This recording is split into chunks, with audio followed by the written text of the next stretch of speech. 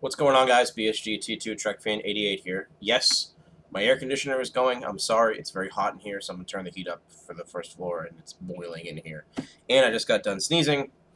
It's getting late, and I wanted to record this, so if I sneeze or blow my nose, sorry. I just got back from The Force Awakens, as you probably heard from the opening, which was my recording of my audience when the beginning of the film happened. And at the end, there'll be the ending credits. What can I say? This is going to be a non-spoiler-free review, meaning there will be spoilers. So if you want my quick 30-second spoiler-free review, it's a very beautiful film. It's a gorgeous film. The CG in this movie, it's awesome. There are literally shots of this movie where if this was 2, 3, 4 years ago, it would have been like, oh, that's a model shot. That's no problem. The movie feels like, as a whole, like you've gone away to college, you've graduated college, seen a girl or a guy or two, you have a job, you've had this job for a while, now you have a family, you're married to him or her, and you go in your closet and you've put on an old jacket that you used to have. I think J.J. Abrams pulled out a lot of feats here, and he surprised me with what he did with a universe that has been around for what, 70, 80, almost 40 fucking years at this point. Holy shit, 30 years.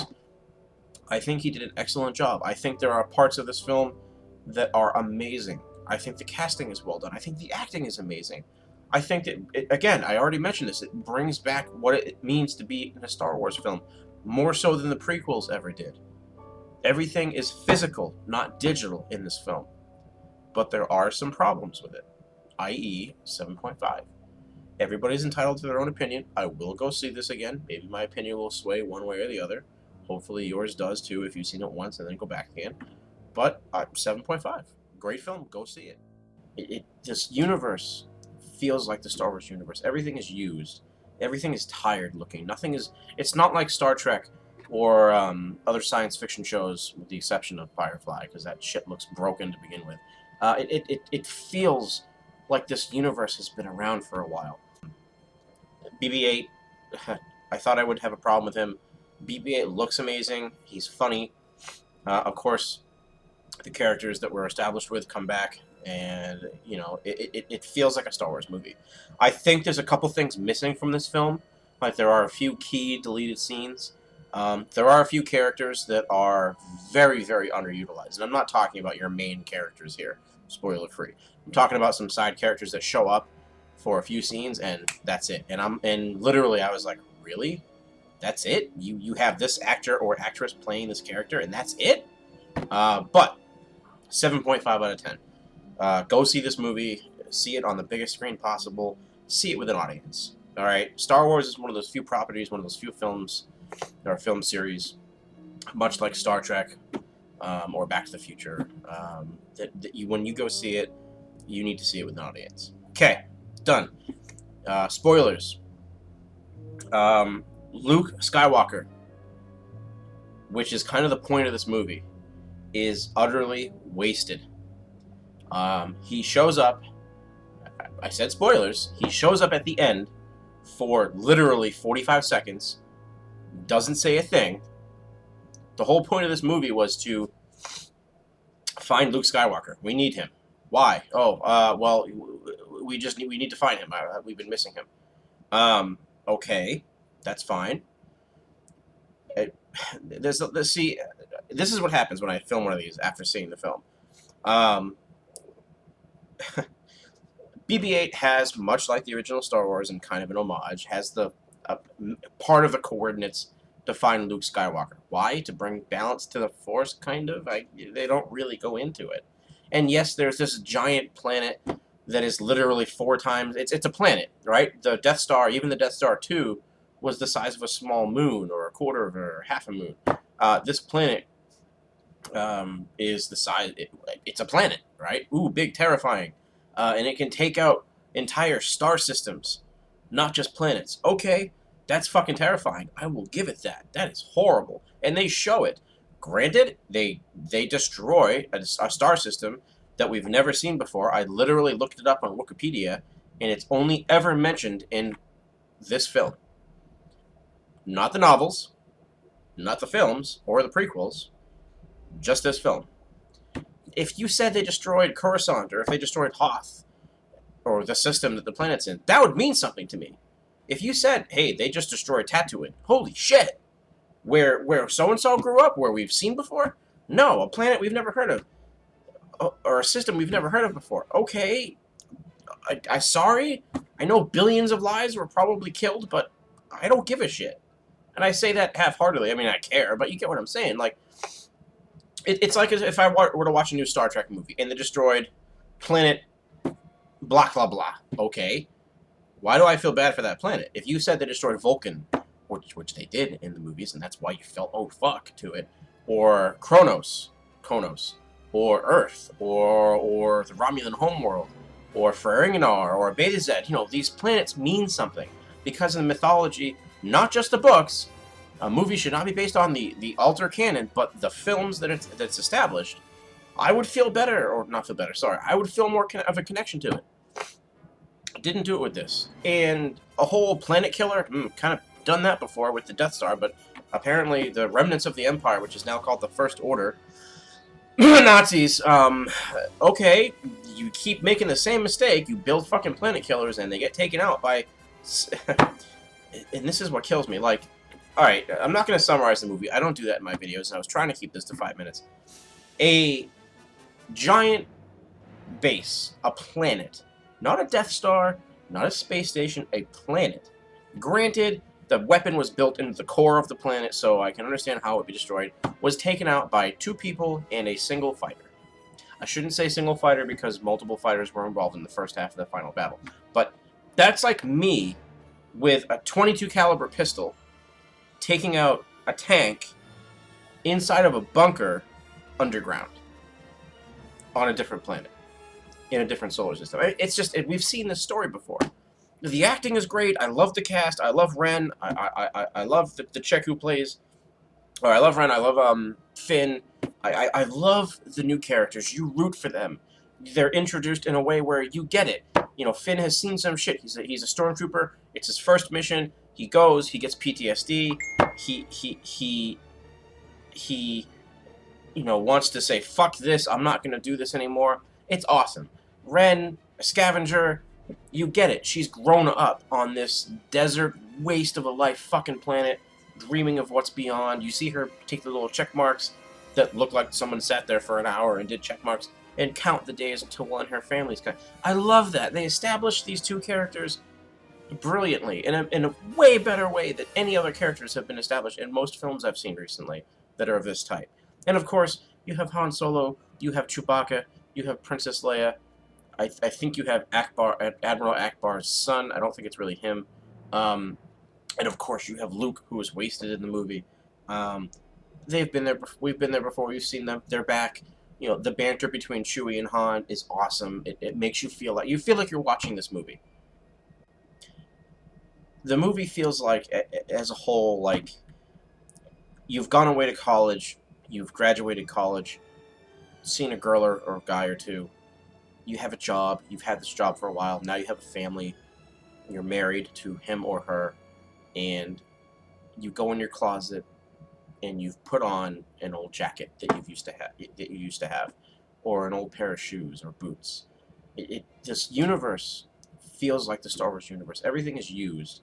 Everything is tired looking. It's not like Star Trek or other science fiction shows, with the exception of Firefly, because that shit looks broken to begin with. It feels like this universe has been around for a while. Even Jakku, which is the planet the movie takes place on for almost half of it, where this giant, if you play Battlefront, giant battle after the Death Star 2 exploded in Return of the Jedi, the Empire kind of had this last stand where they said, fuck it, we're going to send every goddamn ship we have. Literally, that's how the story goes. Every ship in the fleet to this planet, and we're going to fucking take out the rebels. Well, the rebels say fuck you and take every single ship that they have. Fighters, transports, battleships, capital ships, cruisers, and it's a big fucking melee both on the ground and in the air. And the Empire loses. So, for Ren to live on this planet, Jakku, where she's basically scavenging from these Star Destroyers, that's fucking awesome. to see not just one Star Destroyer like in the trailer, like in the game. I know it's a tie-in. You see like an AT-AT and an AT-AT and a a Star Destroyer and other shit that's just on this planet left over from 20 or so years ago from this giant battle. Like the universe that this movie takes place in, you feel at home when it comes to Star Wars. And of course, it helps that you have the old school transitions like in the old films and this John Williams soundtrack, which is always awesome. Part of me felt that this movie was kind of missing a little bit of exposition, like, where did the First Order come from? Is the Empire really gone, and the Empire has turned into this... Did the Empire really get done, and the First Order is remnants of it, like a separate faction? Why are the Rebels still called the Rebels? Why aren't they the Peacekeepers, the standardized Republic? Why aren't they fighters for the Republic? The Republic gets brought up in this quite a bit, actually. And again, this planet, I can't think of its name, because again, it doesn't mean anything to me as a Star Wars fan, which I am, because I've never heard of this planet or system before. Why aren't they called the Republic and not the Rebels? Why isn't there a sizable force? Why is there still a need for Rebels when you have a clear winner in the Republic versus the Empire War? And this is me not reading the books, by the way. This is the 6 films. Alright, so I love the development of the new characters. The banter, Chewie, Han, awesome. The Millennium Falcon is back, and it's fucking amazing, the stuff that they do with the camera. And you see a little bit in the trailer. They do stuff with the Millennium Falcon that you think that the Millennium Falcon should be able to do. Like loops and barrel rolls and landing on a planet and crashing into shit. It's awesome. And again, that goes to the CG that's also very good in this film. Big spoiler, if you're still watching and you haven't seen the film yet. There is a moment, the bad guy in the film, I can't think of his name right now. The Darth Vader 2.0, as my friend put it. Turns out he's Han Solo's son, between him and Leia. And okay, I believe that. Leia's half Jedi, or as much Jedi as Luke is, because they're brother and sister, but she doesn't have the powers. They don't really go into that at all. Leia doesn't do anything except feel when something happens that I'm about to tell you. She doesn't hold a lightsaber. She doesn't use force powers. She's just Leia, and it's great to see her and everybody again. Han Solo dies. Han Solo approaches his son, who throughout the film, Leia and Han talk about how they lost their son. When he was born, when he grew up, he was the Padawan to Luke, because Luke started to rebuild the Jedi Empire because there were no more Jedi after Episode 3. I got that. I was like, awesome. And Han Solo's son said, basically, fuck you, I hate this, and killed everybody. And Luke Skywalker kind of bogeyed out. He said, well, I just lost everything again. I'm not going to do this again.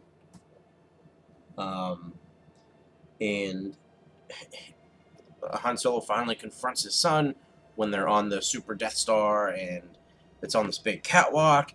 But the way they did it, I'm not going to spoil everything here. The way they did it, I honestly thought at the end of this film, the Darth Vader 2.0 was going to not turn good, but stop what he's doing and become a good guy, paving the way for the second and third film.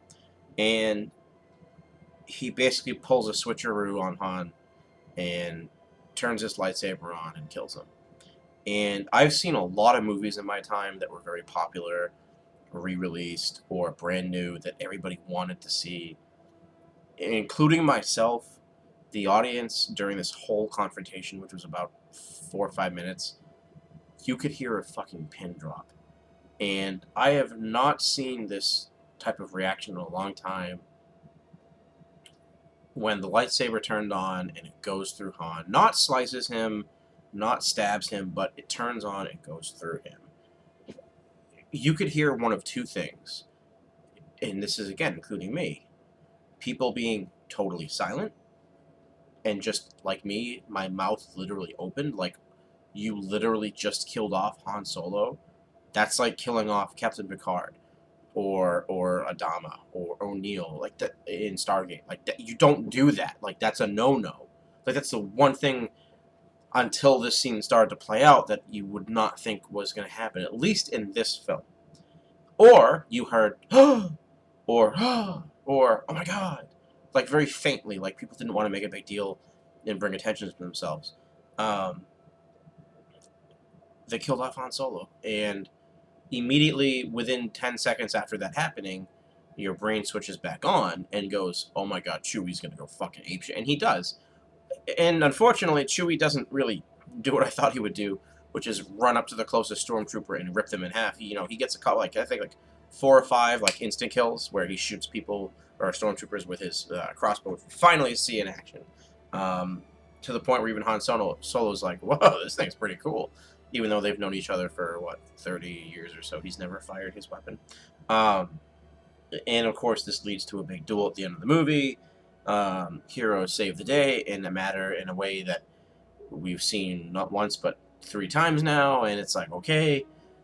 Long story short, this video's gone on longer than I wanted to. I kind of spoiled more than I wanted to. I did say spoilers. I will go see this film again. It's beautiful. I like this movie. I really do. And I think it's a great re-entry into Star Wars. I think Star Wars is back. I think that this will pave the way for a new trilogy, if done right, will succeed. Of course, this is going to succeed financially. I mean, hello, the marketing alone has fucking blown the fuck up. But there's just a few things. Brienne of Tarth, I can't think of her name right now. I'm so sorry. She's in Game of Thrones. She plays the Silver Captain, the lead stormtrooper in this movie. Yeah, she's in it for like 30 seconds. She doesn't take her mask off, or helmet, I should say. She is in this movie, and she's wasted. Luke Skywalker, like I said earlier, is wasted in this film. There are some plot points and some information that is just missing. Like I said before, for your casual audience who has seen the first 3 films, episodes 4, 5, and 6, countless times, who grew up with it, and then people who have seen the prequels and grown up with the prequels. If I wasn't OCD about science fiction and have seen those films countless times, when this movie starts up, besides your main characters, there are some questions here that should have been answered. Like, you know, the First Order, are they, you know, I know what they are, I've read the bio, I've read the wiki. Your average audience is going to go, wait, so it's the Empire, right? Oh, wait, no, it's the First Order. Who the fuck are they? My thoughts on the ending, and this is the last I'm going to say. So the ending of this movie, blah, blah, blah happens, and I'm not going to say who, but such and such character finds Luke Skywalker. They go to the planet that Luke Skywalker is on.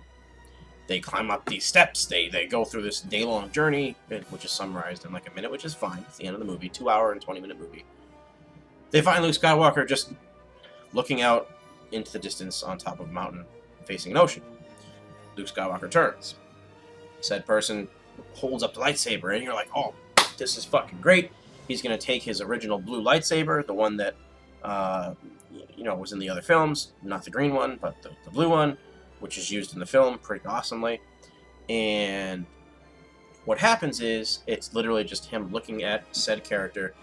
There's a big helicopter shot, cuts back to a couple close-ups, and then ends. Credits. That is literally the extent of Luke Skywalker in this movie. And it is a waste. Now, I say that. I don't mind they kept him to the end. I get it. This is one of 3 films. It's a new trilogy.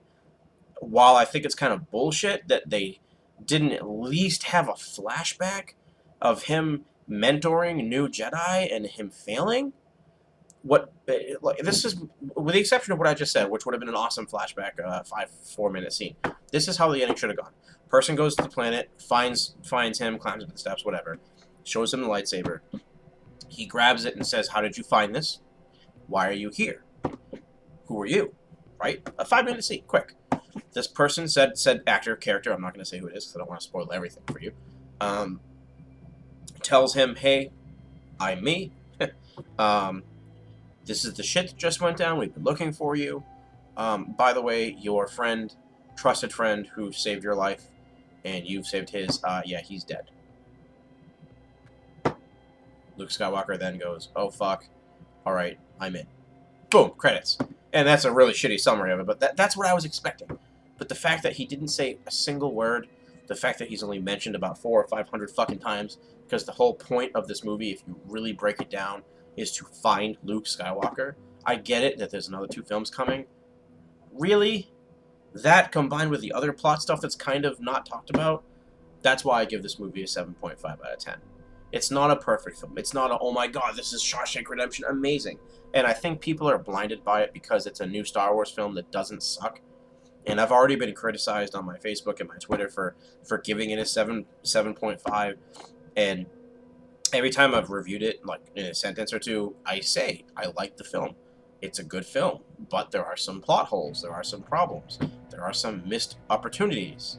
And people criticize the fuck out of me. And it's like, why? What do you think is better? Oh, this is a great movie. 10 out of 10. No, it is not a perfect film. And I will put my foot down. I will argue with you till 5 o'clock in the morning if I have to, going back and forth on comments. It is not a perfect film.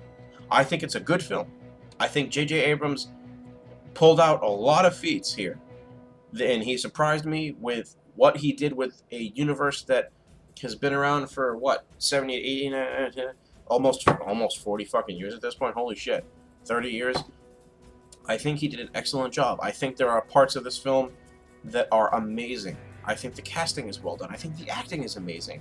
I think that, again, I already mentioned this, it brings back what it means to be in a Star Wars film, more so than the prequels ever did. Everything is physical, not digital in this film. But there are some problems with it, i.e. 7.5. Everybody's entitled to their own opinion. I will go see this again. Maybe my opinion will sway one way or the other. Hopefully yours does too if you've seen it once and then go back again. But 7.5. Great film. Go see it. If you're a sci-fi fan or a diehard Star Wars fan, or don't care either way, go see it. It's worth seeing, especially with an audience. This video is now 21 minutes long. Way too long here. Please enjoy the final applause once the credits hit, and have a good night. See ya.